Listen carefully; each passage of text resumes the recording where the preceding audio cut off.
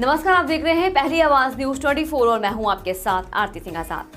डालते नजर आज की खास खबर की ओर। जब से हिंदुत्व को बांटा गया तब से सनातन धर्म का बहुत नुकसान हुआ है। रतलाम जिला सौभाग्यशाली कि मुझे भी अयोध्या धाम आने का निमंत्रण मिला। परम पूज्य गुरुदेव राष्ट्र संत महाराज श्री नमन जी वैष्णव ने कहा।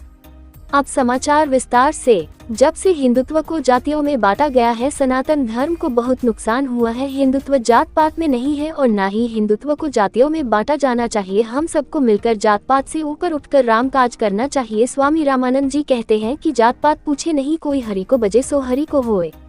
श्री गीता भवन ट्रस्ट द्वारा आयोजित 84वां वर्ष में राम कथा के 7वें दिन परम पूज्य गुरुदेव राष्ट्र संत महाराज श्री नमन जी वैष्णव ने कहा कि जब 14 साल के बाद भगवान राम वनवास को लौट कर आए थे तब दिवाली मनाई गई थी, लेकिन अब तो रामलला 500 वर्षों के बाद अयोध्या धाम में विराजित हो रहे हैं। इसलिए हर गाँव और हर मोहल्ले में भगवा लहराए, रंगोली बनाएं, दीप जलाएं और अभिजीत मुहूर्त में भगवान का हर घर हर मंदिर पर उत्सव मनाएं। रतलाम जिला सौभाग्यशाली है कि मुझे भी राम जन्मभूमि ट्रस्ट का निमंत्रण प्राप्त हुआ है। पोथी पूजन का लाभ नगर पालिका उपाध्यक्ष सुशील कोचिट्टा, नगर परिषद ताल के अध्यक्ष राजेश परमार, जन सारंगी संपादक जगदीश अग्रवाल गरोट, वरिष्ठ पत्रकार जगदीश राठौर एवं राजेंद्र सिंह सिसोदिया और अन्य अतिथियों ने लिया। ट्रस्ट के सचिव अशोक सेठिया, कार्यक्रम सहसंयोजक कैलाश विजयवर्गीय, गायत्री प्रसाद मंडलोई, हरि नारायण अरोड़ा, राजेंद्र गर्ग, मोहन पटेल, राजेंद्र श्रोत्रिय एवं ईश्वर प्रसाद त्रिवेदी ने सम्मान किया। पहली आवाज न्यूज के लिए जगदीश राठौर की रिपोर्ट। गुरुजी जावरा में जो गीता जयंती पर आयोजन हुआ, आज छठा दिन है।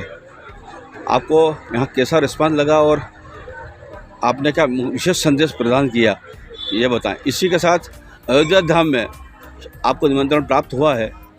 अयोध्या धाम के संदर्भ में आप थोड़ा हमें बताएं और आप नागरिकों को, जनता जनार्दन को, करोड़ों लोगों को अयोध्या नाथ के बारे में क्या संदेश देना चाहते हैं, कृपया वो दोनों चीज़ बताने का कष्ट करें। जय सिया राम। सबसे पहले आपके समस्त दर्शकों को मेरा जय सिया राम। ये 84वां वर्ष है गीता जयंती महोत्सव जावरा का। तो सबसे पहले तो गीता जयंती महोत्सव में गीता भवन ट्रस्ट धन्यवाद का पात्र है कि प्रत्येक वर्ष गीता जयंती के उपलक्ष्य में इस आयोजन को करता है, जिसमें इस बार श्री राम कथा का गायन हो रहा है। रही बात अयोध्या जी की, तो मैं सद्भाग्यशाली हूँ कि श्री रघुनाथ जी की कृपा से मुझे अपने जिले का, अपने क्षेत्र का प्रतिनिधित्व करने का अवसर श्री धाम अयोध्या में प्राप्त हो रहा है। जिस दिन 22 जनवरी को भगवान अपने दिव्य भव्य मंदिर में विराजमान हो रहे हैं, वहाँ मुझे आमंत्रित किया गया है ट्रस्ट के द्वारा, राम जन्मभूमि ट्रस्ट के द्वारा। तो ये मेरा नहीं, मैं अपने पूरे क्षेत्र का, पूरे जिले का सम्मान मानता हूँ। और मैं पूरे देशवासियों से, इस क्षेत्रवासियों से यही निवेदन करना चाहता हूँ कि 22 जनवरी को भगवान राम अपने मंदिर में विराजमान हो रहे हैं। आप लोग अपने घर में दिवाली मनाएं। दिवाली का अर्थ ये है कि भगवान 14 वर्ष का वनवास पूर्ण करके अयोध्या लौटे थे और लोगों ने दीप जलाए थे, उत्सव मनाया था। लेकिन इस बार तो भगवान 500 वर्ष का वनवास पूर्ण करके श्री धाम अयोध्या पधार रहे हैं।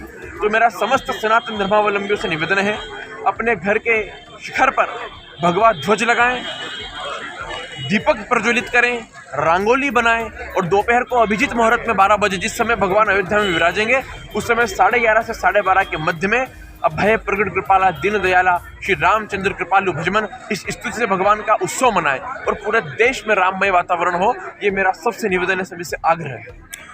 देश में हिंदुत्व की एक तरफ बात हो रही है, धर्माचार्य कहते हैं कि हिंदुत्व होना चाहिए, दूसरी तरफ कुछ लोग जाति गणना की बात कर रहे हैं, आप क्या कहेंगे?